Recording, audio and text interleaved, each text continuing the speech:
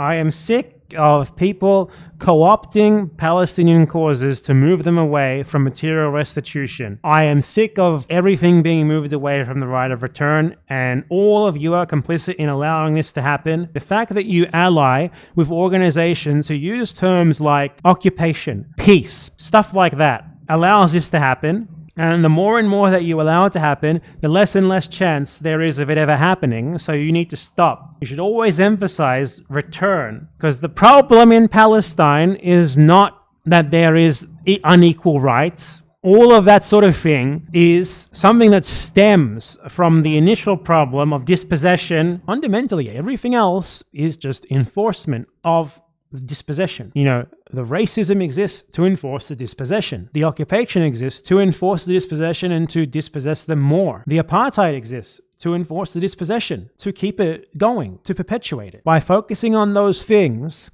and not always keeping return at the forefront, you do a disservice ultimately to the Palestinian cause. And you ensure that what really needs to be done will not happen, and that if there is any sort of resolution to this ever, it will be one that sucks for Palestinians. It will be one that maintains the ultimate problem and keeps other people living in their fucking houses, which they desperately need back if they are to have any hope of ever advancing in the future. And the reason why, like, so many supposed, like, Palestinian ally Israelis and such are so comfortable talking about being against the occupation and stuff like that, but you don't really hear them talk about return, is because return could possibly force them to give something up.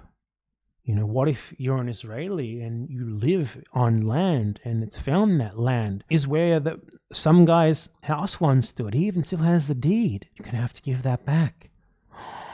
You might lose something. And that's what they're not happy with any potential of. Like, so they get very angry. They get very scared, and they start talking about how this would be reverse genocide. And they turn into like little Tucker Carlson's talking about their own little version of the white genocide conspiracy theory. When it's like, obviously, from basic principle, when you take things from others, you should give that back to them. But you apply that to them, and now it's genocide. Now we have to start fucking grasping at straws and gritting our teeth and screaming out about how this would cross some sort of imaginary line. It didn't seem to cross the line if you could have taken it in the first place. You're okay with that, so you'd be fine with remedying, right? But they're not. And it's interesting how they try and frame this, like, because this is just the obvious solution in any way, shape, and form, because the problem that the vast majority of Palestinians have is that they've just been dispossessed. Very few of them have not been. Out of, like, the 6 million, 7, 8 million in total around the world, perhaps, something like 5 or 6 million have just straight up been dispossessed. The few lucky ones who are not in that group are the ones in the West Bank who are at risk of being dispossessed in the future, and the ones in Israel who could just be dispossessed at any moment. You know, the ones who manage to survive and keep their property after the Nakba. The lucky ones, basically. The whole apartheid system, all of it, is just to maintain the dispossession. It's to keep the things that the land, the property that was stolen in the hands of the Israelis. All the rest of it is a red herring. The system of racist oppression, the apartheid. I mean, it's not a red herring because it does actually exist, but focusing on it is a red herring. The message should always be, like, if you're going to be talking about apartheid, Palestine is under apartheid. Palestinians live under apartheid because this perpetuates the Israeli occupation of their land and homes. It perpetuates the dispossession of the Palestinian people and the benefits that the Israelis derive from that dispossession. That's what it's for. And the way that you fix that, the way that you fix the problem here of what really disadvantages Palestinians, which is that they don't fucking have the basic shit that they used to have. Like, they don't have that communities. They don't have the land those communities were built on. They don't have the houses, whatever other assets that were taken from them. Those are all in the hands of Israelis now, if they haven't just been outright destroyed for the sake of destroying it, as the Israelis also often do with Palestinian land and homes. In many cases, doubtlessly, restoring that would have to come at the cost of the Israelis. So it's like, what? If you don't tell us where the Israelis go, that's genocide. Where do they go? I mean, that's their fucking problem. You stole someone's house, and now you're being kicked out of the house that you stole. And it's a problem between you and others like you to resolve of, like, where do you go? I don't know. Like, why don't you use all the money that you get from the United States to fund your military on building yourself some apartments in the fucking Negev or something? I don't know, man. That's your problem. It's not the problem of the Palestinians to deal with you.